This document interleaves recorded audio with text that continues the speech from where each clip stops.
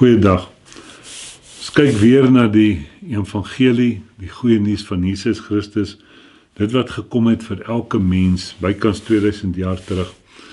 En dit is die goeie nuus, die werklikheid wat, as ons gaan kyk na die verskil tussen die Ou en die Nuwe, die Ou Testament, die Ou Verbond en die Nuwe Testament, dan sien 'n mens dat Jesus kom aarde toe, en hy kom praat met die mense, en Nicodemus kom in die nag na Jesus toe, hy is 'n leraar, hy is 'n predikant, en hy vra vir Jesus 'n vraag, en Jesus sê vir hom, as jy nie weergebore word nie, sal jy die koninkryk van God nie sien nie. En dit is so belangrik, dat hy praat hier oor die wedergeboorte. Nou, ek wil nie regtig nou ingaan op die wedergeboorte nie, maar die werklikheid van, as jy praat van 'n geboorte, dan praat jy van 'n kind. Met ander woorde, jy moet gebore word, dan begin jy as 'n babietjie. En dit is vir my een van die goed wat so belangrik is ek was op 42 jarige ouderdom, het ek in die tradisie gestaan, ek was 'n ywerraar vir die tradisie, en toe het ek tot die werklikheid gekom, en toe begin ek en ek besef, ek is maar nog in geloof 'n babietjie. Toe begin ek daarvan af my werklikhede, en so dis baie belangrik, dat nou wat gebeur met 'n babietjie, hy word groot, na mate hy voedsel kry, nou sê Jesus, ek is die brood van die lewe. Nou sê die skrif maar, die woord is ook Christus. Met ander woorde, hoe word jy in jou geestelike lewe gevoed, is deur die woord. En hy sê daarvan in Romeine 10 vers 17, hy sê, geloof kom deur die gehoor deur die woord van God. Dit is hoe 'n mens by groter werklikhede, dis hoe jy groei kry. Hy praat daarvan in Kolossense 1 vers 10, hy sê dat jy in genade en kennis kan toeneem, en in die kennis van God kan groei, nie in jou eie kennis nie, want dit is baie belangrik, daar is 'n klomp sleuteltjies, klomp wil ek amper sê formulietjies wat 'n mens moet verstaan, en een van die belangrikste formulietjies is, jou begin is, Galasiërs 2 vers 20, ek leef nie meer nie, ek is saam met Christus gekruisig. So dit gaan nie meer oor myself nie. So daarom moet ek nie in my kennis groei nie, want dit is wat die skrif van praat, wat opgeblaas maak, as jy in jou kennis groei. Nee, jy moet in die kennis van God groei, want dit is openbaringskennis. Daar's verborgenhede, en dan kry jy, word oopgesluit, verborgenhede word oopgesluit, dan word dit openbaringskennis. En dis waarna mens moet gaan kyk, en so dis baie belangrik, dat daar moet 'n groei, daar's 'n progressie wat moet kom, en Efesiërs 4 praat, die skrif daarvan, hy sê, ek het gegee sommige as apostels, ander as profete, ander as evangeliste, ander as herders en leraars, om die heiliges toe te rus vir hul dienswerk tot opbouing van die liggaam van Christus. Hy sê, totdat ons almal kom. Met ander woorde, totdat beteken, hier's 'n tyd, en dan's daar 'n totdat. En dan beteken dit, hier gaan dit iets aan, 'n groter werklikheid wat kom. Hy sê, totdat ons almal kom tot die eenheid van die geloof, en van die kennis van die Seun van God, tot 'n volwasse man, tot die mate van die volle grootte van Christus, mense, tot die mate van die volle grootte van Christus. Want Christus is jou lewe. Hy is jou werklikheid. Ek leef nie meer nie, dis nie meer ek wat lewe nie, Christus is my lewe. So baie keer, ek het juist vandag met iemand daaroor gepraat, dat ons in ons tradisionele siening wil ons mense bly beter en verbeter, en jy moet 'n beter mens word, jy moet aanvaarbaar wees vir God, jy moet aanvaarbaar lewe. Dis nie wat die skrif sê nie, die skrif sê jy moet aan 'n einde van jouself kom. En as jy aan 'n einde van jouself kom, dan kom jy op daai punt, al is dit eendag in die gutter, en dan besef jy, Jesus Christus, U is die antwoord, en jy aanvaar Jesus Christus as jou lewe, en 1 Johannes 5 vers 12 sê, hy wat nou die Seun het die lewe, hy wat die Seun nie het nie, natuurlik nie die lewe nie. So, nou sê hy hier dat, sodat jy kom tot die volwasse man, tot die volle grootte van Christus. Nou sê hy, as jy nie daarby uitkom nie, dan sê hy, sodat ons nie meer kinders sou wees nie, wat soos golwe geslinger en heen en weer gedryf word, deur elke wind van lering, deur die bedrieheid van die mense, deur sluwheid om lustiglik tot dwaling te bring. Hy sê, dis wat gebeur, as jy nie by 'n volheid uitkom nie, as jy nie by hierdie progressie uitkom nie. Nou dis die skrif is vol daarvan.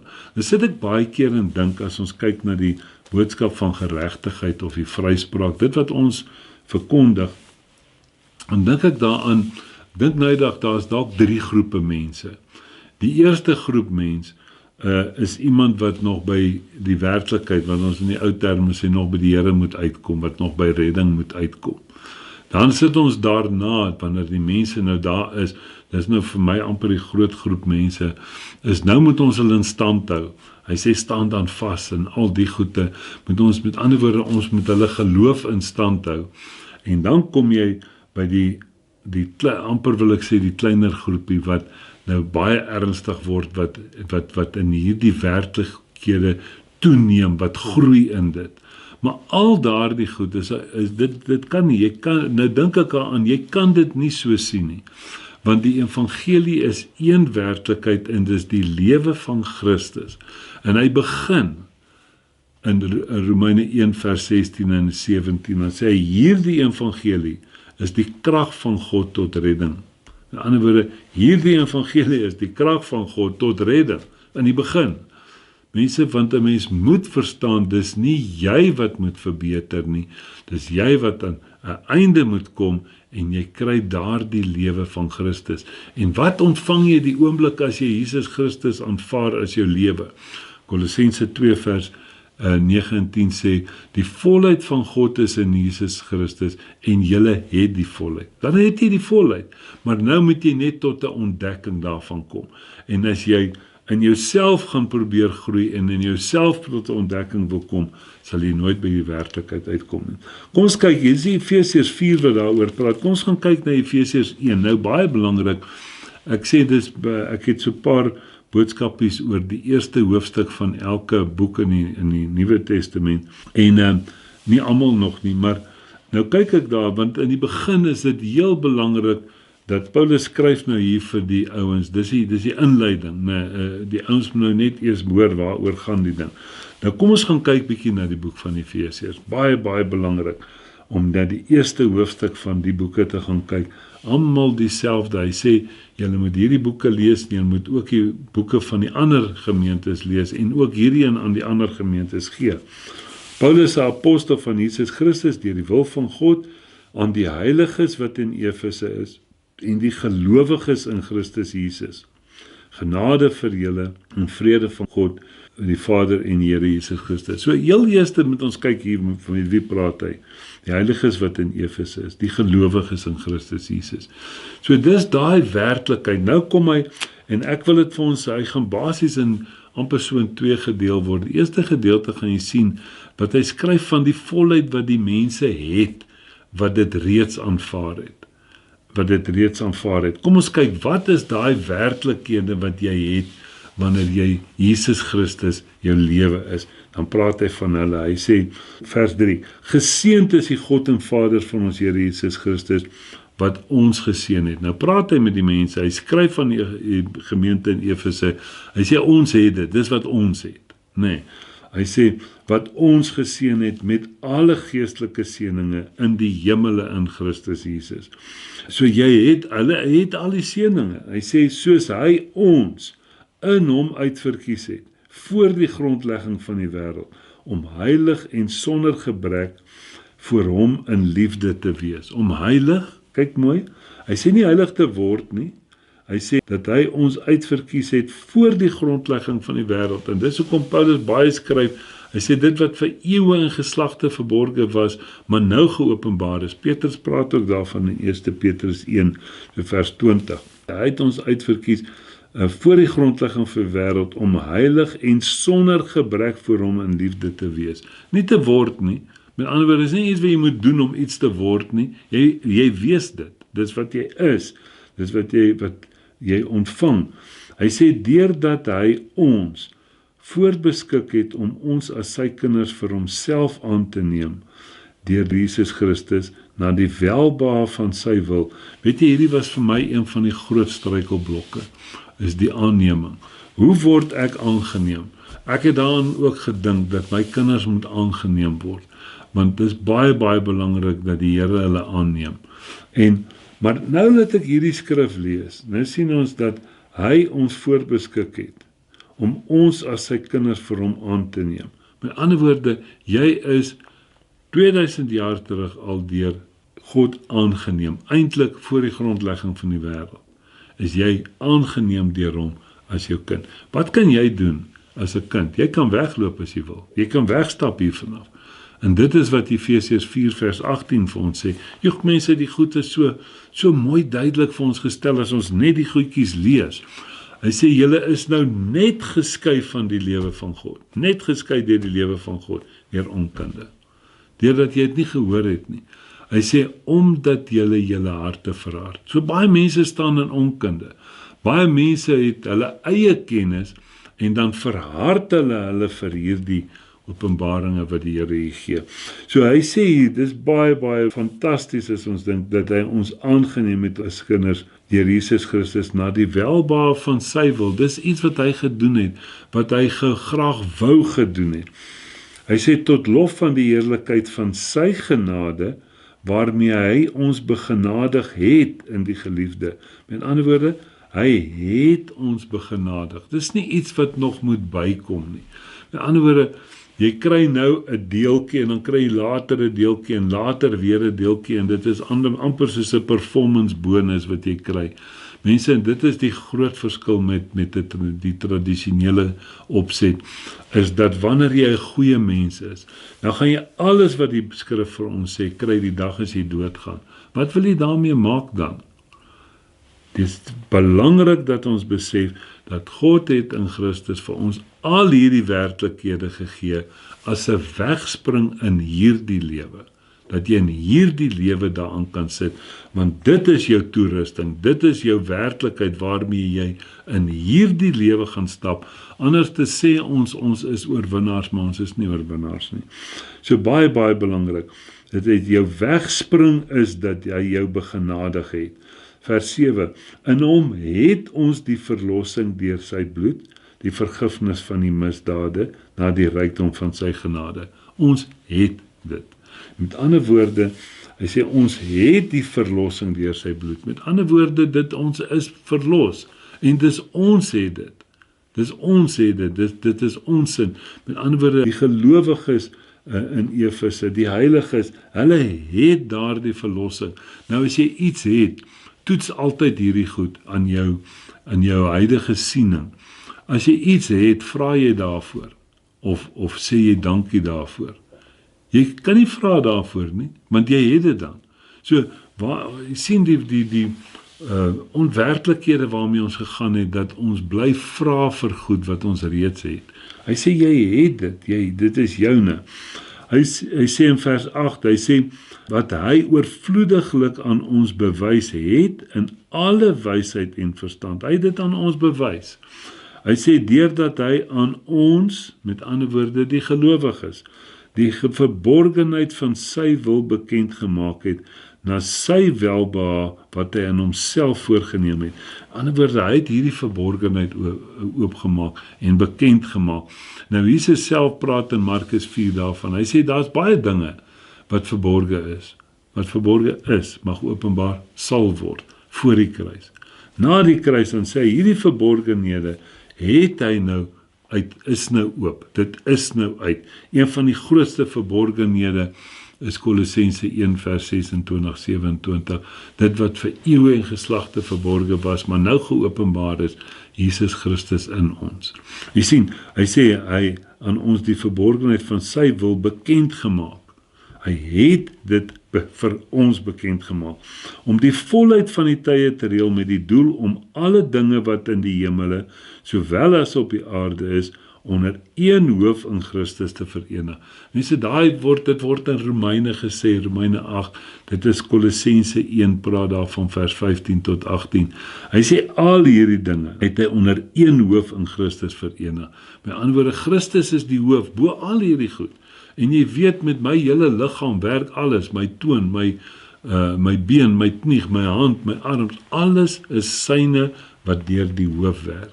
En dit is baie belangrik, dat ons besef, dat ons het hierdie volheid, maar ons werk deur die hoof. Ons werk nie, jy sien en selfs in ons natuurlike ding, wanneer jy iemand wil begin aanvat, en ons begin hier met 'n horisontale konfrontasies en daai tipe van goed, dan sien jy waar eindig dit. Maar die oomblik wat daar enige situasie kom, en jy gaan na die hoof toe, en jy as my hand seer kry, dan stuur hy 'n sein na die hoof toe. Die hoof besluit wat is die beste, gaan hierdie hand iets doen, gaan jy voete jou na die wasbak toe vat, of wat ook al, maar die hoof besluit en hy stel die hele liggaam in aksie vir hierdie een deel. So baie belangrik daar, hy sê, alle dinge wat in die hemele, sowel as wat op die aarde is, onder een hoof van Christus te verenig. Hy sê, in hom in wie ons ook 'n erfdeel ontvang het. Jy het 'n erfdeel ontvang, dis joune, nadat ons van tevore daartoe verordeneer is, ooreenkomstig die voorneme van hom, wat alles werk volgens die raad van sy wil. Alles. God, hy sê, Efesiërs 2, vers 10, hy sê, ons is sy maaksel geskape in Christus Jesus, die Amplified sê, herskep in Christus Jesus, tot goeie werke, wat God voorberei het, sodat ons daarin kan wandel. So ons probleem is, ons wandel nie altyd daar nie, want ons lees nie, wat sê die handleiding vir ons, hoe ons moet wandel in dit nie. Maar hy sê, ons het die erfdeel, en dat hy vir ons hierdie werklikheid gegee waarin ons moet wandel. Vers 12, hy sê, sodat ons kan wees tot lof van sy heerlikheid, ons wat reeds tevore op Christus gehoop het.